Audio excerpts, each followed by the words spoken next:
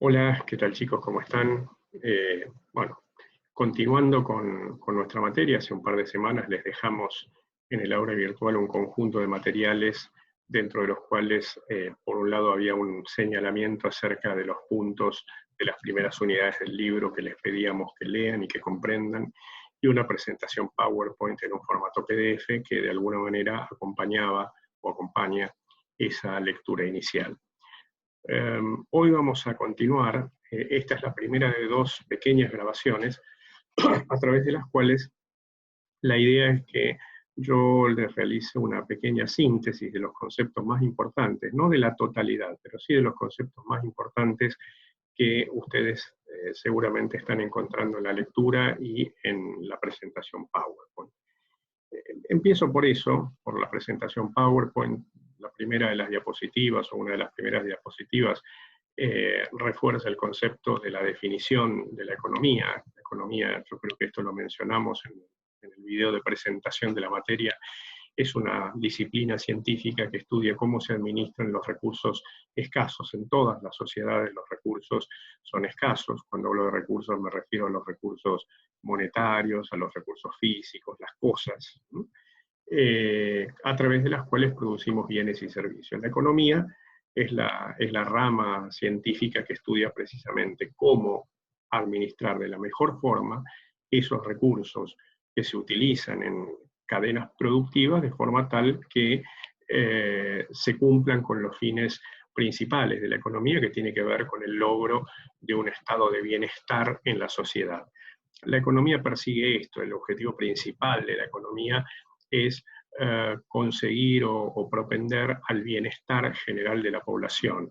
¿Y cuándo se supone, en términos económicos, que la población se encuentra en un estado de bienestar? Bueno, cuando puede, a través de sus propios medios, con sus propios ingresos y como fruto de su trabajo, obtener, comprar en los mercados todos aquellos bienes y servicios que la población requiere, que cada una de las personas requerimos, para mantener un estado óptimo en nuestra calidad de vida. Y cuando esto no es posible, se supone que el Estado es un actor importante, es un actor relevante en términos de proveer a la población de aquellos recursos que cada una de las personas no hemos podido adquirir con nuestros propios ingresos. Se supone que la economía es la ciencia que estudia justamente esto, de qué manera se propende al bienestar de la población administrando recursos que son escasos para producir el conjunto de bienes y servicios que una población habitualmente necesita. Siempre en las primeras clases de economía yo remarco tres grandes objetivos o tres grandes pilares en los cuales se basa cualquier sistema económico, cualquier economía en cualquiera de nuestros países. Es decir, ¿cuáles son, más allá del bienestar económico que mencionaba recién, tres pilares u objetivos principales que persigue cualquier sistema económico? Por un lado, tratar de crecer, el crecimiento económico. Este es uno de los pilares más importantes que tenemos en la economía, o que tenemos que reconocer en la economía, y tiene que ver con la necesidad que tiene cualquier sistema económico de garantizar anualmente, año tras año, que la economía crezca. Primer pilar, primer objetivo principal de la economía, el crecimiento económico. Segundo pilar, segundo gran objetivo, y siempre remarco, esto no es una cuestión de orden de prioridades. No necesariamente el crecimiento es lo primero, esto es lo segundo, y lo tercero es lo último, sino que son tres pilares o tres objetivos absolutamente equivalentes. El primero, dijimos, el crecimiento económico. El segundo tiene que ver con el mantenimiento de una población ocupada en términos laborales, vale decir, el pleno empleo de la población. Segundo pilar relevante de la economía. Y el tercero tiene que ver con la estabilidad de precios. La estabilidad de precios significa que en nuestra economía o en las economías los precios de los bienes que la población necesita y adquiere se mantengan relativamente estables. Relativamente estables, chicos, no significa que los bienes no crezcan de precios, pero que sí mantengan una razonable estabilidad. En Argentina, por ejemplo, estamos acostumbrados a vivir y sobrevivir con tasas inflacionarias, con crecimientos de precios muy elevados. Esto no es lo esperable y esto no es lo razonablemente normal. Lo razonablemente esperable en cualquier economía es que los precios mantengan una estabilidad razonable de forma tal que de año a año uno pueda observar un aumento de precios de 2, 3, 4, 5, no más de 8 o 9%. Digamos. Este es un valor aproximadamente lógico de crecimiento de los precios. Entonces la economía tiene estos tres pilares fundamentales: lograr el crecimiento económico, mantener el pleno empleo en su población y garantizar un horizonte de razonable estabilidad de precios. Una cuestión importante, un concepto importante también en materia económica es la escasez. Es decir, dijimos en la definición de economía que la economía es la disciplina o la ciencia que estudia la administración de recursos que son escasos. Es importante, chicos, que mantengan claro este concepto. Los recursos que existen en cualquier sistema económico son escasos, y precisamente porque son escasos los recursos es que la población de alguna manera compite en términos de oferta, demanda y precio por tratar de acceder al conjunto de bienes que cada uno en su unidad doméstica, en su hogar o en una determinada población entiende que necesita. Las personas tenemos necesidades, tenemos requerimientos, queremos adquirir bienes y servicios que nos garantizan un cierto nivel de bienestar, y esos bienes o servicios, las canastas de consumo en definitiva que la población pretende adquirir, no son ilimitadas. A eso se refiere este concepto de escasez. Los recursos no son ilimitados, sino por el contrario son finitos, son limitados, y en tanto son limitados, la economía es la disciplina a través de la cual esos recursos que son escasos se administran de la mejor forma posible como para que cada quien pueda tener garantizado el acceso a las cantidades que necesita, las cantidades que desea adquirir. Vamos a seguir adelante. Definimos también en la primera clase, si mal no recuerdo, en la clase de presentación, la economía alimentaria. La economía alimentaria implica estudiar cuáles son los aspectos fundamentales de la economía, de la microeconomía y de la macroeconomía, y cómo esto se aplica a las cuestiones vinculadas con la producción de alimentos, sus cadenas productivas, la oferta, la demanda, el consumo de alimentos por parte de la población, los precios a los cuales la población accede a ciertas canastas de alimentos, cómo se desenvuelve la industria y cómo se desenvuelven las diferentes etapas de comercialización. Estos estudios vinculados específicamente a toda la cadena que va desde que los alimentos se producen hasta que la población los consumimos, es materia de estudio de la economía alimentaria. Estudiar economía implica estudiar dos grandes componentes de la economía, la micro y la macroeconomía. Y a través de la materia vamos precisamente a estudiar y a reconocer estos dos grandes componentes. El primero de los componentes tiene que ver con la microeconomía. La microeconomía es una rama de la economía que estudia de qué manera los agentes económicos, chicos, somos cada uno de nosotros, las personas que compramos, las personas que nos venden, las instituciones que están presentes y regulan la economía y los mercados alimentarios.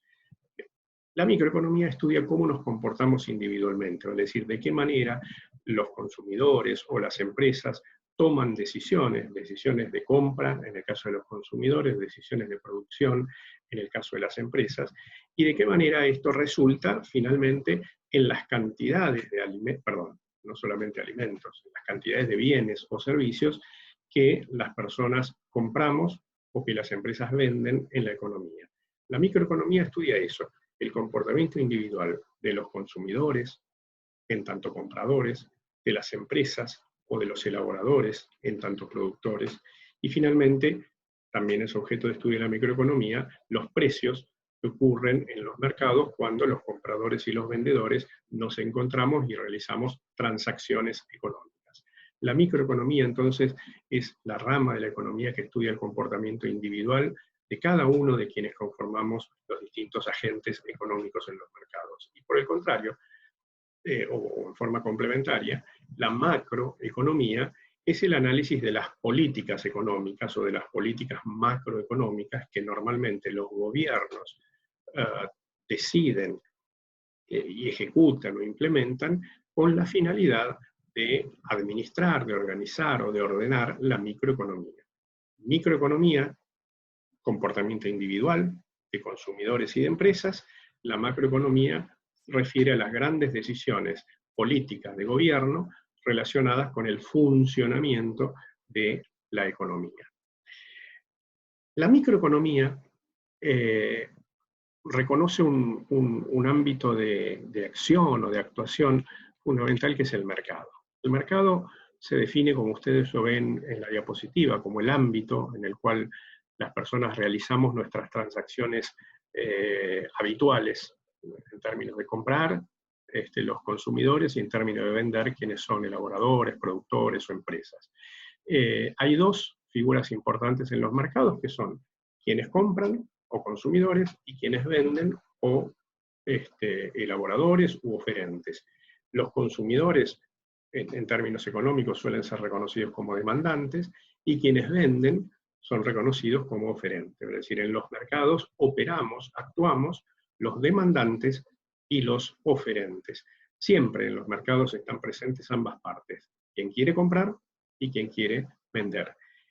En los mercados nos encontramos, realizamos nuestras transacciones, es decir, todos los días cuando salimos a comprar a un supermercado, o vamos a comprar un libro en una librería, o vamos a realizar una compra de un ticket para ir al cine, un partido de fútbol, o lo que fuere, estamos los consumidores yendo a un cierto ámbito en el cual queremos adquirir y compramos a alguien que nos está ofreciendo aquello que estamos queriendo comprar.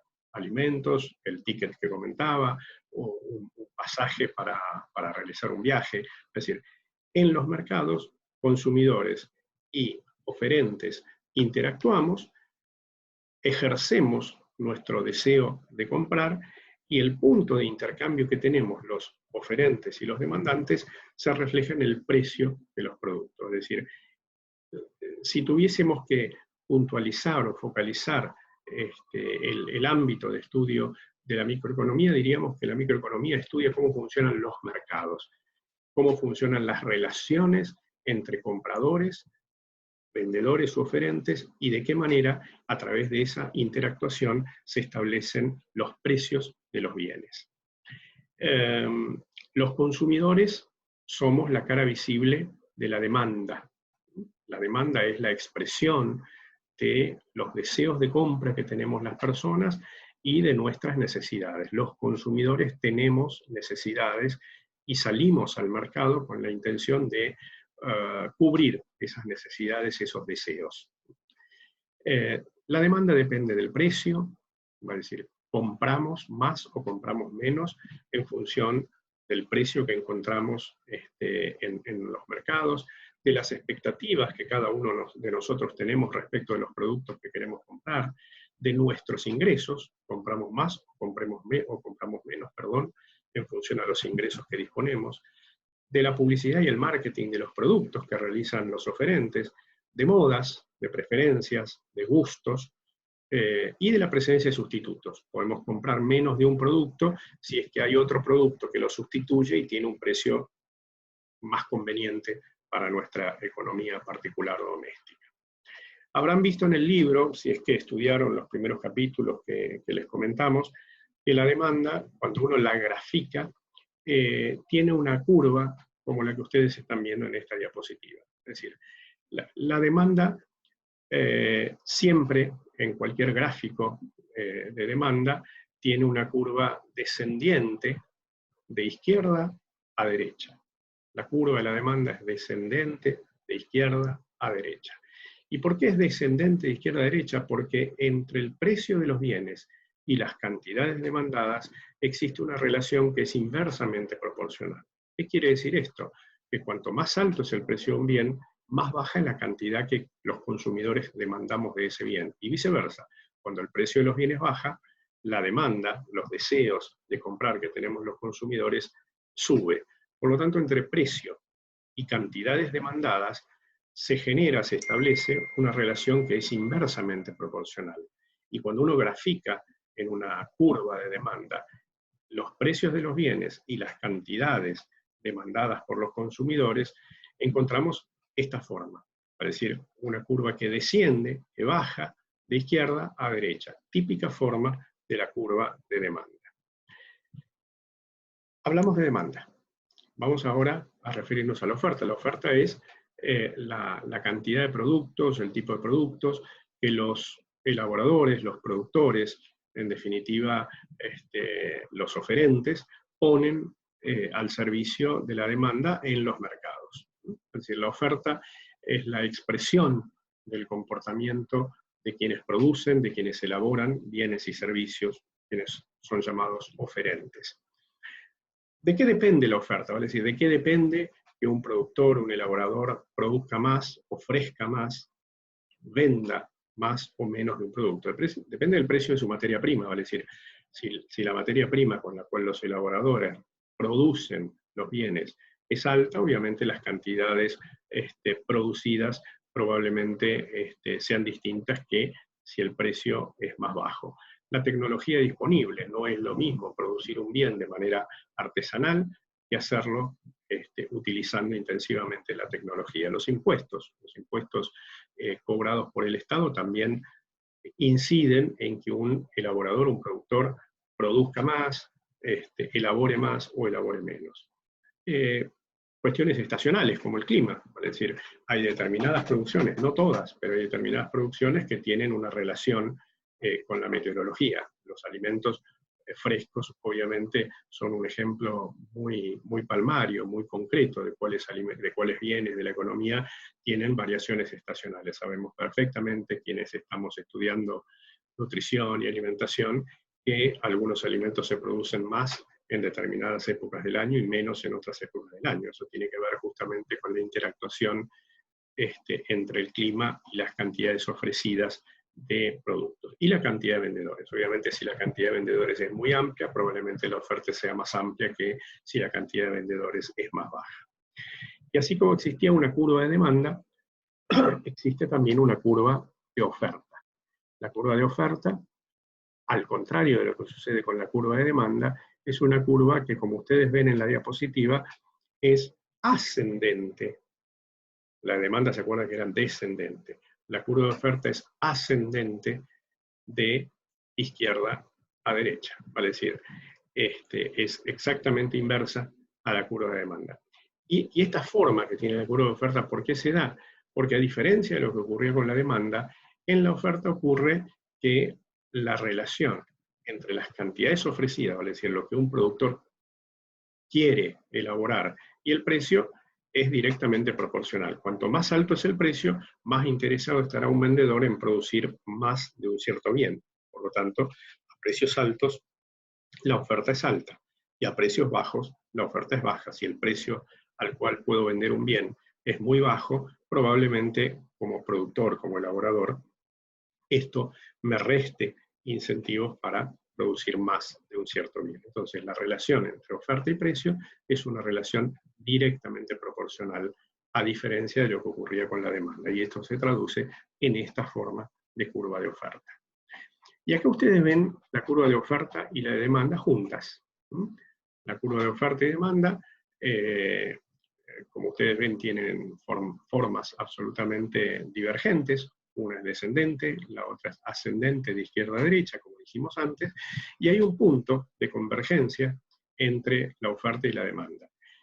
Ese punto en el cual la oferta y la demanda se cruzan, convergen, es el punto que define las cantidades de equilibrio y el precio de equilibrio de un bien. Cuando hablamos del precio de equilibrio de mercado de un cierto bien, nos estamos refiriendo justamente al precio que equilibra los deseos que tenemos los consumidores de comprar un cierto bien con las intenciones que tienen los vendedores de vender ese producto en determinadas cantidades. Es decir, el precio de equilibrio es un precio en el cual los compradores y los vendedores estamos en un razonable nivel de acuerdo entre lo que queremos comprar y el precio de venta de un producto de parte de los consumidores, y entre lo que queremos vender y el precio que me van a pagar en términos de los vendedores. Es decir, cuando ambas partes intervinientes en los mercados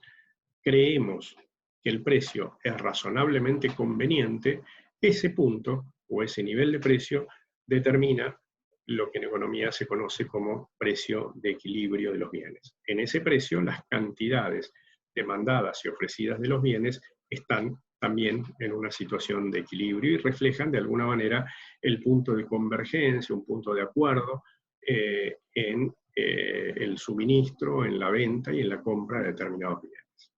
Entonces, hasta acá lo que vimos en esta pequeña síntesis es los principios absolutamente básicos y primarios de la microeconomía. Es decir, qué es la oferta, qué es la demanda, cómo se interactúan en un mercado, como el ámbito en el cual se producen las transacciones económicas, y cómo de esa interactuación surge lo que acabamos de ver en esta diapositiva, que es el precio de equilibrio y un nivel de cantidades de bienes de equilibrio.